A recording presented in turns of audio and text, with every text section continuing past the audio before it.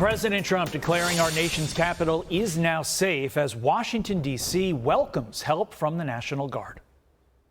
Washington, D.C. is a safe zone right now. It's a safe city. This took place in 12 days. Now it's 15 days, but 3 days ago it became what's known as a safe zone. It's a safe city. And this city was really bad, really, really bad. We took 1,600 people out, hardcore criminals that will not be coming back anytime soon. And we're very proud of it. D.C. Mayor Muriel Bowser issuing an order allowing federal agents to continue tackling crime in the Capitol in order to, quote, provide the pathway forward beyond the presidential emergency. Beverly Hallberg is the president of District Media Group and a fellow at the Independent Women's Forum. She joins me now. Beverly, Mayor Bowser has not been kicked out of the Democrat Party for working with Trump to protect her citizens. Why don't other Democrat leaders follow suit? Well, I think that's what we want them to do. The president is correct to try to encourage governors, mayors of these crime-ridden cities to work with him. She really serves as a model for what people need to be doing. My hope is that they will follow suit, because what we do have at hand is obviously horrific crime that the president is calling out. Instead of defunding the police, which we saw since 2020, wants to defend the police. He wants to defend communities, but he also has a jurisdictional issue here. Yes, he can do this in Washington, D.C., but if we care about federalism, separation of the federal government from state and local governments, we do want the mayors and governors to ask for that help. Hopefully they'll put politics aside and actually deal with this issue, but we're going to have to see how it unfolds. Look, it would be nice if they asked for that help, but it certainly sounds like Chicago won't be asking for that help anytime soon. Here's the latest deflection from Chicago Mayor Brandon Johnson. Chicago will continue to have a violence problem as long as red states continue to have a gun problem. The Trump administration continues to try to use the real pain and loss of gun violence victims as a pretext for expanding his own power. Donald Trump is the last person in America who cares about families on the south and west side of Chicago.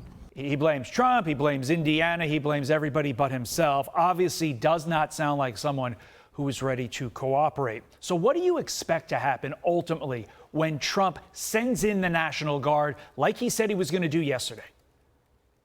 Well, they have been claiming, Democrats that is, have been claiming that President Trump is playing politics and this is all performative.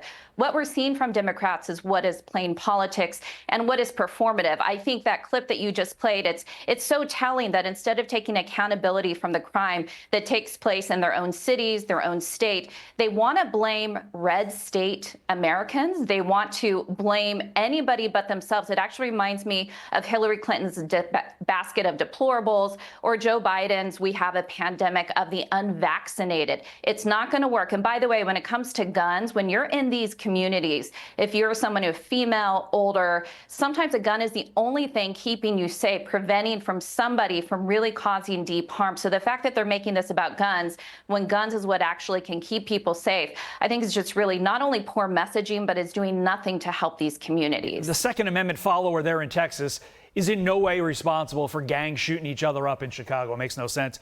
Finally, House Republicans are going to huddle up with top Trump campaign officials to lay out their plan for the midterms.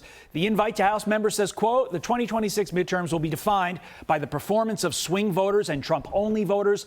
This workshop will provide a clear and specific roadmap for making them yours. The invite also notes it will be taking attendance for the event, so truancy and tardiness will not be tolerated. Beverly, this is your bailiwick. This is your area. You give advice to campaigns. What would you tell the GOP to do as we look ahead to the midterms? Yeah, we're already talking about campaign season, right? It's definitely heating up. Here's what Republicans need to keep in mind. Just like the border issue was a main issue for Americans in the 2024 election, for midterms, it's still going to be about safety. Now it's going to go to their backyard, crime and safety in their own areas. The border's been dealt with. Now we need to deal with bad actors that are here in this country. So the safety issue and, of course, affordability, whether that's affordability of a house. President Trump has talked about the issue of the struggle struggle to buy a home. He's really taken it to Jerome Powell at the Federal Reserve, not liking the interest rates right now. But of course, it's going to be costs of groceries. The cost to live life is always going to be a big issue. That's what we should focus on. And what Republicans hope Democrats focus on is still to continue to point fingers at other people instead of taking a hard look at themselves. Some free advice from Beverly Hallberg here on a Wednesday. Beverly, thank you. I'm Steve Ducey. I'm Brian Kilmeade. And I'm Ainsley Earhart. And click here to subscribe to the Fox News YouTube page to catch our hottest interviews and most compelling analysis.